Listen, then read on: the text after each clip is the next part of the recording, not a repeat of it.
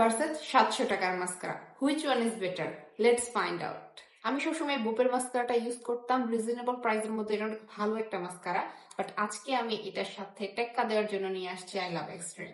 এটা হয়তো অনেকে চিনেন, হয়তো অনেকে চিনেন না। মাস্কারা, এই মাস্কারাটা অনেক বেশি ভাইরাল হয়েছিল। আমি অনেক খোঁজাখুঁজির পর মাস্কারাটা ফাইনালি পাইছি হাতে।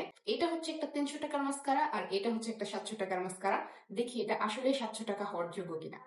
আমি ফার্স্টে আমার চোখে বুপের মাস্কারাটা অ্যাপ্লাই করব। ক্যামেরায় মেবি খুব একটা বোঝা যাচ্ছে না, বাট আয়নার মধ্যে তো মেবি আমার ক্যামেরাটা একটু বেশি জুম করতে হবে। ওয়েট,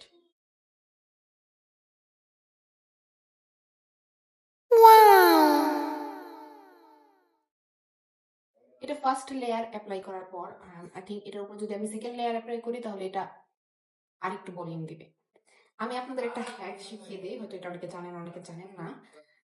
মাস্কারা দেওয়ার পর আপনি একটা আঙ্গুল দিয়ে একটু শুকানোর পর এরকম করবেন।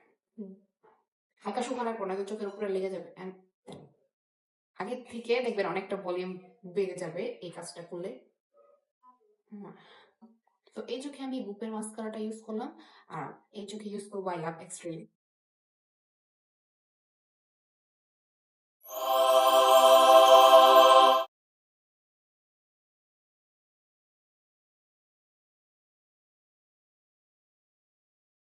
সো রেজাল্ট আপনাদের সামনে। এই চোখে আমি আই লাভ এক্সট্রিমের মাস্কারাটা ইউজ করছি, আর এই চোখে আর কি বুপের মাস্কারাটা।